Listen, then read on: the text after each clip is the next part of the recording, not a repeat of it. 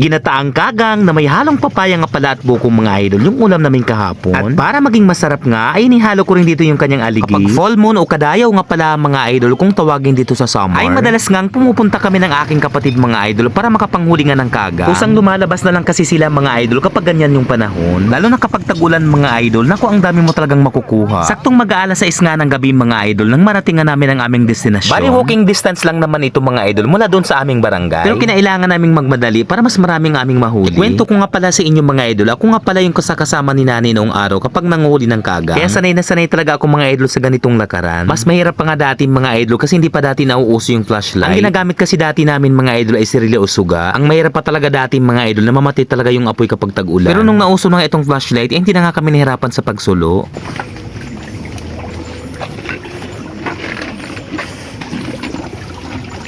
Hinay ka dapat.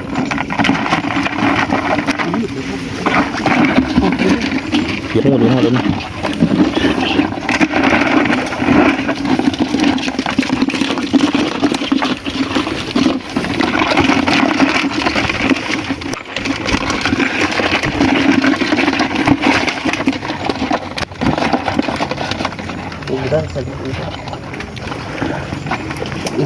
Sa mga nagtatanong nga pala mga idol, ganyan nga po pala yung ginagawa namin para makapanghuli nga ng kagang. Pabilisan lang talaga mga idol, kailangan alerto yung mata mo. At saka mga idol, dapat yung suot mong tsinelas ay medyo makapal kasi mabato nga yung pinuntahan namin. Grabe mga idol, sobrang mag-i-enjoy rin kayo kasi ang dami nga naming nagpunta. Yung iba kasi ay dumadayo pa galing sa iba't ibang barangay dito sa aming bayan. Kaya pag ganitong full moon talaga mga idol, as in talaga napakarami talaga ng tao dito sa amin. At dahil sa ginabi na nga kami mga idol, ay kinabukasan na nga namin ito niluto. Bali pinabuhusan muna ito ni nanay mga idol ng tubig kasi nakatae nga itong mga kagang. Medyo nahirapan nga kami sa paglilinis mga idol kasi mga buhay pa nga silang lahat. Hindi lang basta-basta pala ito nililinis mga idol kasi marami pa itong tinatanggal. Minsan nga gumagamit pa kami mga idol ng brush para mas maging malinis talaga. At saka yung aligi nito mga idol ay inihahalo namin para mas maging malinamnam.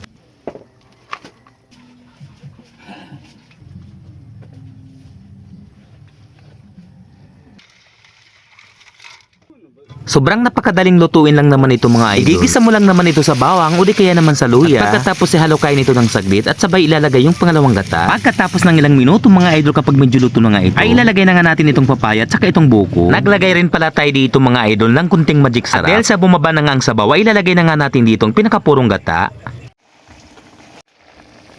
At syempre mga idol, para mas maging malinamnam ay ilalagay natin dito yung kanyang aligi. Isa rin kasi ito sa nagpapasarap sa ginataang kagang. So ayan mga idol, lutong-luto na. Ganito lang po kasimple mga idol yung pagluluto ng kagang. Hanggang dito na lamang po ang video natin mga idol. Marami pong salamat sa panonood. Sa mga kababayan kong waray, dako nga salamat sa inyong suporta mga idol. Bukas ulit, salamat!